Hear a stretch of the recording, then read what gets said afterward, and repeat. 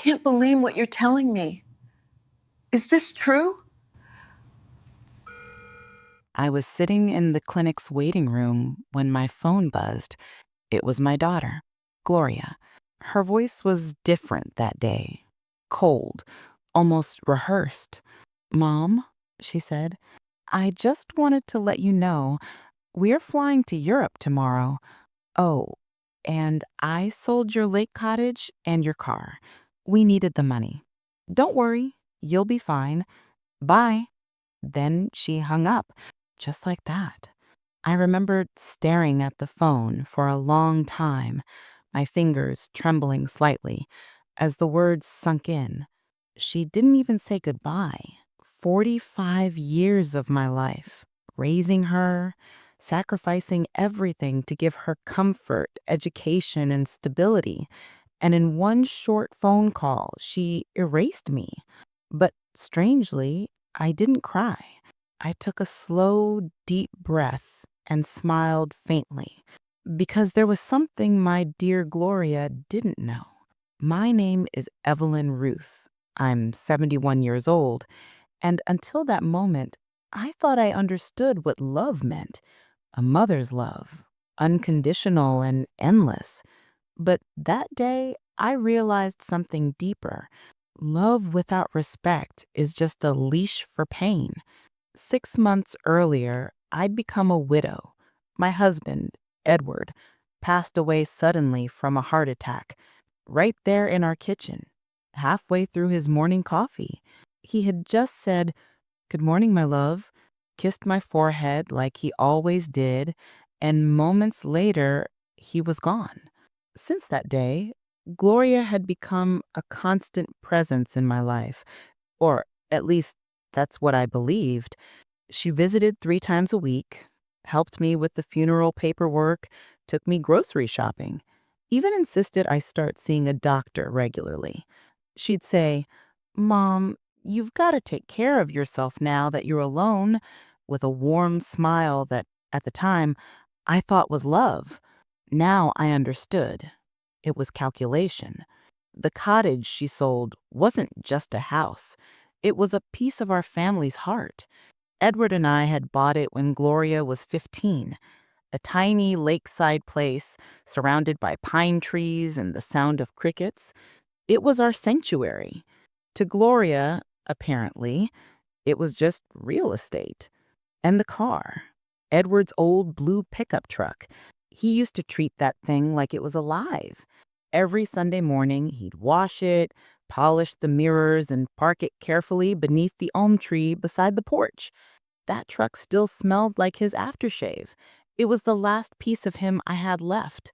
So when Gloria said she'd sold it, just like that, it wasn't about losing metal or rubber. It was losing his scent, his memory, his presence in my everyday life. I sat there in that cold, green plastic chair, surrounded by coughing strangers and flickering fluorescent lights. And for the first time since Edward's death, something inside me went still, not from grief, but from clarity. Because suddenly, I remembered something I had completely forgotten. 3 days before he died, Edward had handed me a sealed manila envelope. "Keep this somewhere safe," he'd said, looking more serious than usual. "If anything happens to me, only open it when you're ready." I tucked it into my dresser drawer and never thought about it again until that phone call. The nurse called my name. I went inside, smiled at the doctor, and went through the motions. He said my blood pressure was good, my heart was strong for my age, and that I just needed to eat better and rest more. I nodded politely, but my thoughts weren't there. They were racing back home, to the envelope, to Edward's warning, to the sudden, chilling emptiness that Gloria had left behind. When I left the clinic, I walked to the bus stop. No car, of course. According to my daughter, it was hers to sell. I watched the traffic glide by. Families laughing in their cars, couples holding hands on sidewalks, people busy with their own small tragedies. And I smiled again, a strange, quiet smile, because Gloria thought she had stripped me of everything. But what she didn't know was that Edward had never been careless with life. He was a planner, always one step ahead. The bus came with its usual groan. I climbed aboard, sat by the window, and watched the city blur past, buildings and memories blending together. It felt like I was leaving one life behind and heading toward another I hadn't yet discovered. When I reached home, the first thing I did was walk to our old bedroom. The late afternoon light poured through the curtains, painting golden strapes across the bedspread. The dresser stood where it always had, sturdy, silent, holding secrets. I opened the top drawer, and there it was, the envelope. Still sealed, still waiting. My hands trembled slightly as I picked it up. Edward's handwriting stared back at me, neat, deliberate, familiar. I sat down on the bed, took a deep breath, and slowly tore it open. Inside were several documents and a handwritten letter. The first line made my breath catch. My dearest Evelyn, if you're reading this, it means I'm no longer there to hold your hand. Please forgive me for keeping this secret. I only wanted to protect you from worry. I pressed my palm over my heart and continued reading. Edward had been saving, investing, and building quietly for years. All those times he joked about stretching our pennies, he had been creating something far bigger behind the scenes. He'd purchased properties, bought company shares, and created a small investment firm under a hidden company under another name. And according to the papers, I, Evelyn Ruth, was the sole heir of that company. I flipped through the stack. Property deeds, bank certificates, stock portfolios. It was overwhelming. There were apartment buildings, coastal homes, even the same complex where Gloria and her husband lived. My husband, the city bus driver who never complained about his modest paycheck, had quietly built an empire. And now I was the owner of it all. I covered my mouth, tears blurring the ink. If Gloria ever learns about this, Edward had written, she might see us differently. I wanted her to love us for who we are, not for what we have. Let her discover her heart before she discovers our wealth. How bitterly ironic. The daughter who thought she had taken everything from me had no idea that she had only sold a fraction of what was truly mine. That night, I couldn't sleep. I walked through the house, touching the framed photos, the chipped teacups, the creaky banister, all the tiny things Gloria had dismissed as old junk. In the dim light, I paused by a photo of her at 5 years old, smiling wide, sitting on Edward's shoulders, her arms wrapped around his head. Where had that little girl gone? When had she become a stranger with my blood in her veins, but none of my heart? The phone rang early the next morning. It was Gloria again, her tone sugary this time, almost rehearsed. "Hi, Mom," she said lightly. "Just wanted to tell you we transferred the money from the house and the car. We put your share in your account, 30%. That's fair, right?" "My share?" I asked softly. "Yes. I mean, you'll be fine for a few months. We need the rest for our investment. Edward found an amazing business opportunity overseas. Don't worry, we'll help you find a smaller apartment when we're back." A smaller apartment. How generous of her to decide what my needs were. "Have a safe trip, Gloria," I said quietly. "Oh, Mom, I knew you'd understand. You've always been so reasonable. Love you." And she hung up. I stood there, phone in hand, surrounded by silence, and I laughed. Not the kind of laugh that comes from joy, but from disbelief. The absurdity of it all. My only child stealing from me to chase her husband's fantasies. She had no idea. Because while she was boarding her flight to a new life built on lies, I was standing in mine, ready to rebuild, quietly, strategically, and stronger than ever.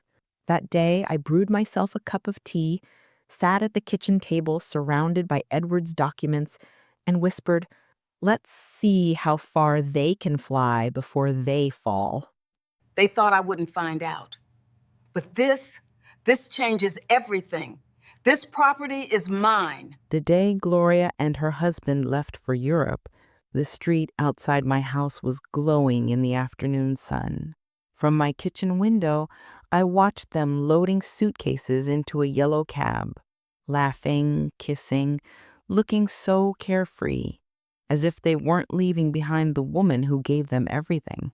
She didn't even glance toward my window, not once. When the cab turned the corner, a strange calm came over me. I finished my tea, took out Edward's envelope again, and spread the documents neatly across the table. There were property deeds, stock papers, bank accounts, a life's worth of quiet strategy. Gloria thought she had won, but she had only just started the game.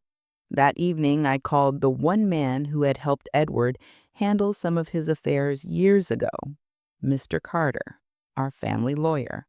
"Mrs. Ruth," he greeted me kindly. "It's been too long. How are you holding up?" "I'm learning," I said, "and I need your help, urgently." He heard something in my tone that made him pause. "Of course. What's wrong?" "I've discovered documents my husband left behind, and I think my daughter has done something illegal. Come to my office tomorrow morning. Bring everything." When I hung up, I exhaled deeply. For the first time in months, I had direction. That night, Edward's words echoed in my mind. "You'll know when to open it." I finally understood. This wasn't just inheritance, it was protection. The next morning, I dressed with unusual care. A burgundy dress, pearls, and a coat that still smelled faintly of lavender. I looked in the mirror and saw not a broken widow, but a woman sharpening her spine after years of bending. Mr. Carter's office was in an old building downtown. The marble floor echoed beneath my shoes as I walked in. He shook my hand warmly, then his eyes widened as he skimmed through the documents I laid before him. "Mrs. Ruth, this is extraordinary. Edward set up an entire company in your name. You legally own every one of these assets." I nodded slowly. "So, everything she sold was illegal. Your daughter had no authority to sell any of it. Those transactions can be voided. You could sue her for fraud." "No," I said quietly. "No lawsuits. Not yet. I want this handled discreetly. I want everything returned to me, but without her knowing." Mr. Carter studied me for a moment. "You're planning something?" I smiled faintly. "Call it education." He nodded. "I'll handle it. It'll take a few weeks, but it's all legally possible." As I left his office, a strange energy pulsed through me. For the first time since Edward's death, I wasn't drifting. I was steering. The weeks that followed were oddly peaceful on the surface. To everyone else, the neighbors, the grocer, the women from church, I was the poor widow who'd been abandoned by her only daughter. People spoke to me with the soft pity reserved for the recently betrayed. "Oh, Evelyn," my neighbor Martha said one morning while watering her roses, "I heard Gloria went to Europe. Alone now, are you?" "Yes, Martha," I said with a polite smile. "But don't worry, I'll manage. If you need food or company, you know where to find me." "You are kind," I replied, "but I'm fine, truly." Inside, I almost laughed. If only they knew that the so-called poor widow secretly owned half the neighborhood. At night, I'd pour a glass of wine and sit by the window, listening to the quiet hum of the street. I could almost hear Edward's calm voice beside me. "Patience, my love, patience." Mr. Carter called every few days with updates. "The sale of the cottage has been voided. You own it again," he said one Wednesday. "The buyers were compensated. They didn't know it was fraudulent." I thanked him softly. And the apartment complex where Gloria lives? That's more complex, but we're finalizing the paperwork. You'll soon have full control. Excellent. Keep everything in my name. Quietly. When I hung up, I found myself smiling. 3 weeks later, the phone rang again. This time, the voice on the other end made my stomach tighten. Mom? It was Gloria, sounding unusually sweet. I just wanted to tell you the trip's been more expensive than we thought. Edward's business deal is taking longer, but we sent you something, a small deposit from the sale. I hope it helps you settle down. Settle down? I asked gently. In whose house, darling? She hesitated. Well, I assumed you'd move to a smaller place, something manageable for your age. How thoughtful of you, I said. How are things in Europe? Oh, wonderful. We're meeting investors next week. Edward says we might even open a restaurant in Paris. Paris, I repeated. Lovely city. Just remember to keep receipts. You never know when the bill comes due. She laughed awkwardly. Mom, you always worry too much. We'll call you soon, okay? Love you. The line went dead. I stared at the phone, the corners of my mouth tightening. Love, she said. The same word she'd used to slice away my life like trimming fat off meat. Weeks rolled by. Mr. Carter's quiet efficiency transformed my legal mess into something elegant and controlled. Every asset, every property was now officially back under my name. And with each recovered document, I felt a piece of myself return. But vengeance wasn't what I wanted. Not really. I wanted awareness. I wanted my daughter to see what she had destroyed and realize who she had underestimated. One evening, I decided to visit the lake cottage. The bus ride took 2 hours, winding through pine-covered hills and narrow roads that glittered with rain. When I arrived, the air smelled of wet earth and nostalgia. The cottage stood just as I remembered. Cream-colored walls, chipped porch railing, the faint sound of waves kissing the shore. A new family was there, packing boxes into a van. An older man noticed me standing by the gate. Are you all right, ma'am? Yes, I said softly. I used to know the people who lived here. Oh, he said kindly. We were told the old lady had fallen very ill and needed to sell fast. We bought it cheap, but apparently the sale wasn't legal. I had to return it. My chest tightened. Did you ever meet her daughter? No, it was all handled through an agent. Poor woman, though. The daughter said her mother wasn't mentally well enough to manage things. I swallowed hard. Is that so? The man sighed. Sad, isn't it? Families can be cruel sometimes. He walked away, and I stood there for a long time staring at the house, every board soaked in memories Gloria had erased without a thought. She hadn't just lied. She had told the world her own mother was mentally unfit. That night, back home, I called Mr. Carter again. I want the truck back too. That might be tricky, he warned. It was sold legally because Gloria had a power of attorney, signed by you. I froze. I never gave her that power. He cleared his throat. Apparently you did, shortly after Edward's death. Do you recall signing documents she brought to you? My heart sunk. I remembered. Those days were foggy. She had come with papers, telling me they were funeral related, and I had signed without reading. I pressed my fingertips to my forehead. How clever of her. We can challenge it, Mr. Carter said. We'll claim deception. It'll take time.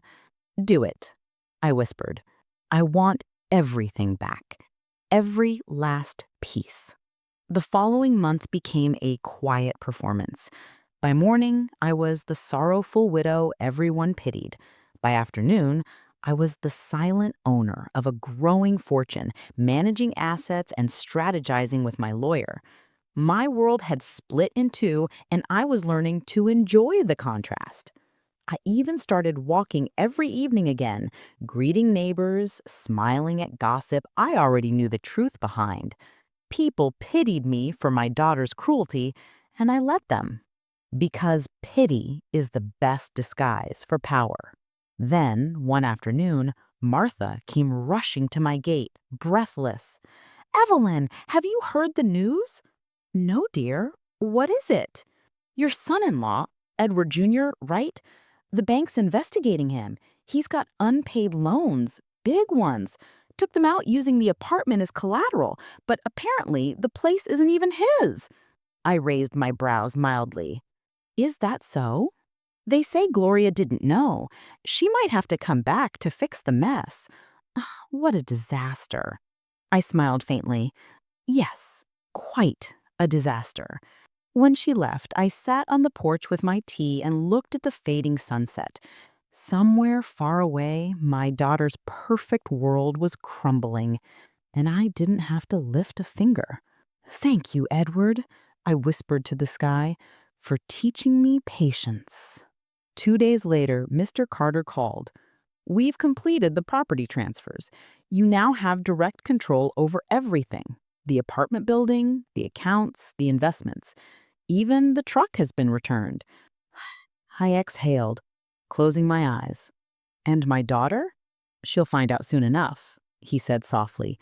"Would you like me to send an official notice?" "Yes, an eviction notice." He hesitated. "Evelyn, are you sure?" "Quite sure. She threw me out of my home with a phone call. Let's see how she handles a letter." He was silent for a moment, then said, "You really are your husband's wife." That night, sleep wouldn't come. I lay awake imagining Gloria's face when she opened that envelope. Confusion melting into panic, arrogance crumbling into fear. It wasn't vengeance I wanted, not really. It was recognition. A lesson written not in words, but in consequences. Because love without boundaries isn't love. It's permission for cruelty. And I was done giving permission. The letter went out on a gray Monday morning. I watched the mail carrier walk away from my gate, the crisp white envelope tucked in his bag like a seed waiting to bloom into chaos. By evening, my phone buzzed. 3 missed calls, then a text from Gloria. "Mom, what is this? I just got some legal papers saying we're being evicted. Please call me right now." I didn't. I poured myself a cup of tea instead, stirred in a little honey, and sat by the window as the sun melted into the horizon. She had used words to hurt me. I was using silence to teach her. The next day, the phone rang again. This time, her voice was a storm. "Mom, have you lost your mind?" "Hello, Gloria," I said gently. "What is this letter? They're saying you own the building? That you're my landlord now? That can't be true." "It's true," I replied softly. "Edward left me the deeds years ago. I suppose you never noticed." Her breath hitched. "No, that's impossible. You can't." "I can, and I have. You sold my home and car without permission. Consider this a correction." "You're doing this to punish me," she spat. "To embarrass me." "Punish you?" I whispered. "No, Gloria, this isn't punishment. It's perspective." Her voice trembled. "Mom, please, we have nowhere else to go." I paused. "You said you were moving to Paris. Shouldn't that be far enough?" The line went quiet. Then she hung up. I sat there for a moment, my tea growing cold. For years, I had been the woman who smoothed everything over, who made peace at the expense of her own dignity. Now, I was learning that silence could be power too. 3 days passed before I heard from her again. This time, she didn't call. She came. It was a Saturday morning, and I was pruning roses in the garden when I saw her car pull up. She stepped out, expensive sunglasses, perfect curls, that same defiant tilt of her chin she'd had since childhood. "Mom, we need to talk," she said flatly. I wiped my hands on my apron and nodded toward the porch. Come in then. Inside, the air was thick with unsaid things. She sat at the table while I poured her coffee, the same way I had 1,000 times before. But this time, I didn't ask about her life. I didn't fill the silence. She finally spoke. Edward and we made mistakes, but selling the house and car wasn't personal. We needed the money to secure our business. I thought you'd understand. Understand what? Being lied to? Being treated like a burden? Her jaw tightened. You call it judgment, Mom. I called it love. Every warning I gave, every concern I voiced, it was to protect you. But maybe protection feels like control to those who mistake guidance for chains. She looked away, blinking hard. I could see a flicker of guilt, but pride kept it locked behind her eyes. Finally, she said, Edward and I made mistakes, but we needed the money to secure our business. We need some time to fix it. I leaned back in my chair, studying her. Time is the one thing I've learned not to waste anymore. Please, she said, her voice cracking, don't throw us out. You're my mother. And you're my daughter, I replied softly. But you forgot that when you signed my name on those papers. I could press charges, I added after a beat. Forgery, fraud, emotional abuse of an elderly person. It's all there in writing, but I won't. She had head snapped up. You won't? No, because I want you to face something worse than punishment. Accountability. That afternoon, after she left, I went to see Mr. Carter again. He greeted me with a knowing look. So she came. She did, I said. And she's falling apart. He nodded. Would you like me to proceed with the official ownership notices? Yes, but not all at once. Send them one by one. Let her feel each one like a drip of water. Slow, constant, undeniable. He chuckled softly. Mrs. Ruth, I must say, you've got quite the strategic mind. I learned from the best, I said. Edward always said patience wins wars. That evening I sat by the fire and began writing a letter, not to Gloria, but to Edward. I wrote it as though he were still here, sitting in his favorite chair, with that quiet smile that never gave away how wise he truly was. My dear Edward, you were right about everything. About Gloria's ambition, about her husband's arrogance, about how love sometimes blinds us to danger. But don't worry, I'm not bitter. I've learned that mercy doesn't mean weakness. It means choosing peace when revenge would be easier. I folded the letter and placed it inside his old journal. Then I whispered into the firelight, she'll learn one day, maybe not from me, but from the weight of her own choices. The next month, the legal storm hit. First came the eviction notice. Then the bank froze her accounts after discovering fraudulent paperwork. Her husband's name appeared in local news. Businessman under investigation for embezzlement. Neighbors began whispering. Friends stopped calling. The glamorous facade crumbled. She called me again. This time, her voice was small. Mom, we lost everything. Edward's gone. He disappeared. I don't know what to do. Where are you? I asked gently. I'm at the hospital, she sobbed. They took my car. I had to sell my jewelry just to pay the bills. For a long moment I said nothing. Then I whispered, come home. Her breath caught. You mean it? Yes. But this time it's my home. You'll live here as my guest, not as my owner. She cried softly. Thank you, Mom. I don't deserve it. No, you don't. But forgiveness isn't about who deserves it. It's about choosing peace when revenge would be easier. When she arrived the next day, she looked like a shadow of the woman who'd once strutted around in designer coats. Her clothes were wrinkled, her eyes swollen from crying, and her confidence gone. I welcomed her with a calm smile.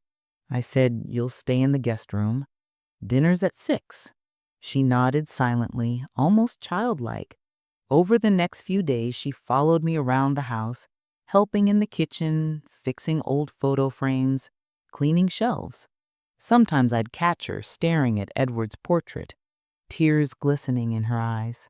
One evening, as we were preparing dinner, she whispered, "I don't know what happened to me. I used to be kind."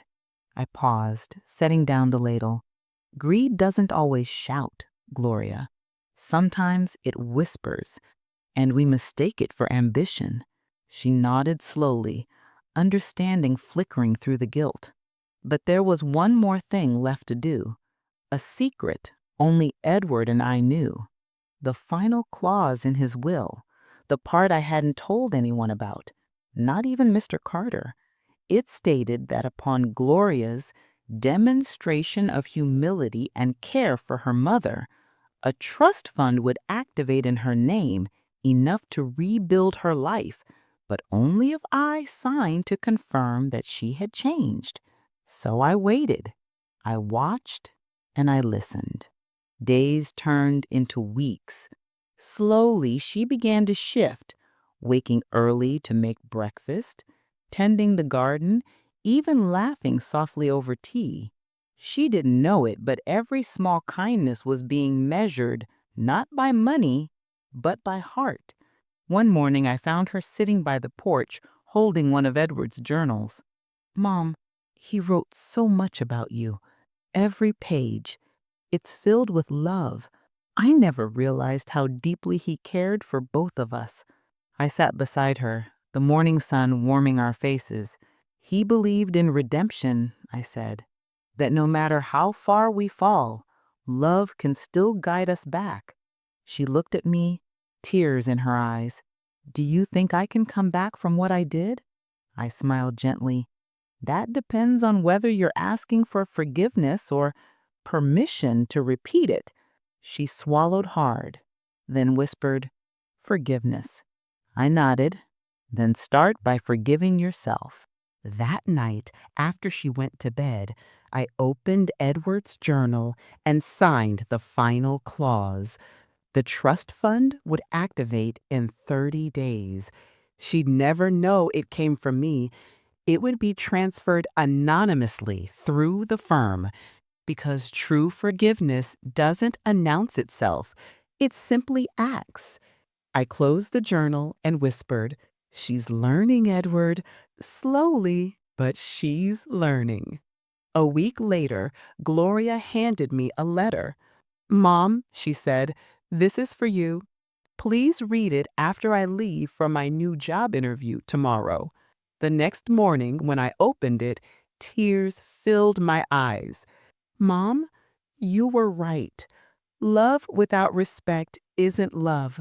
I was blind and selfish, and I hurt the only person who truly stood by me. If you can't forgive me, I'll understand, but I promise you, I'll spend the rest of my life trying to be someone you can be proud of again. Love, Gloria." I folded the letter, pressing it to my chest. That was all I needed.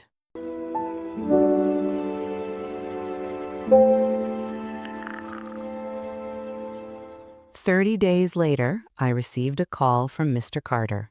"Mrs. Ruth," he said cheerfully, "it's done. The transfer was executed this morning, anonymously, as you instructed. She'll receive the funds under a neutral trust name. No trace leads back to you." I smiled softly. Good. Let her believe the universe gave her another chance. "You're sure you don't want her to know?" he asked. "Some truths lose their power when spoken aloud," I replied. "This one is better left silent." When I hung up, I sat quietly for a while, listening to the soft tick of the old clock Edward loved. Outside, the morning light filtered through the curtains, painting the floor in gold, the same color the lake turned at sunset back at our cottage. I could almost hear his voice in that stillness. "You did well, Evelyn. You turned pain into peace." I whispered back, "I learned from you." That afternoon, Gloria came home from her interview, her face brighter than I'd seen it in months.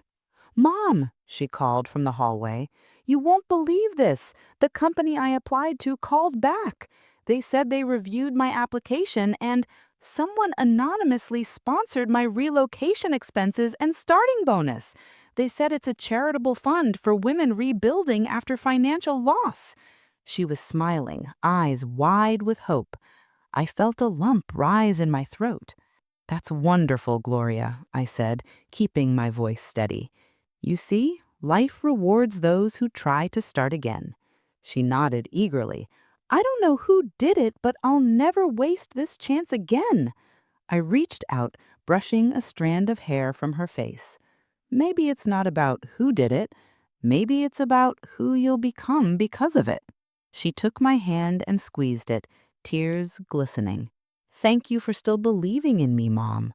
I smiled softly. Belief is the one thing I never sold. That night, after she went to bed, I walked out to the porch. The air was cool, the moon a pale coin hanging above the garden. I sat down in Edward's old chair, the wood creaking beneath me like an old friend stretching awake. For the first time in years, the house felt full again, not of noise, but of peace. The wounds were still there, yes, but they no longer bled. I thought back to that first day, the phone call, the betrayal, the silence. And I realized something. What Gloria had taken from me wasn't property or money. It was dignity. And what I had reclaimed wasn't revenge. It was self-respect. I smiled at the stars, whispering to myself, "She tried to break me with greed, and I rebuilt her with grace." A few weeks later, she moved out.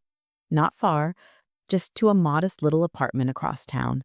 Before leaving, she stood by the doorway, suitcase in hand, and said quietly, "Mom, I don't know if I'll ever deserve your forgiveness, but I'll spend my life earning it." I stepped closer, kissed her cheek, and whispered, "Then we both win."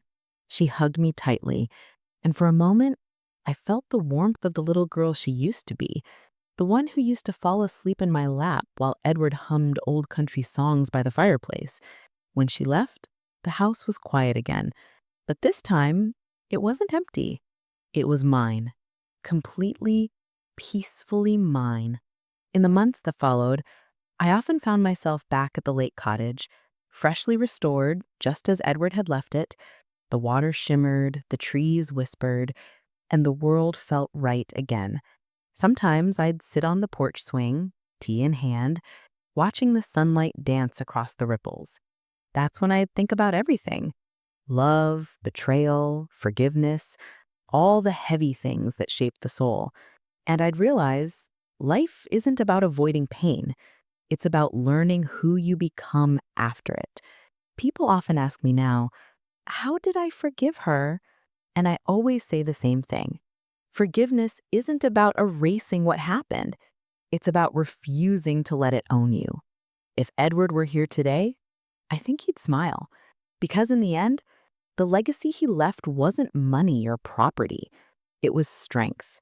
And strength, I've learned, is the most valuable inheritance of all.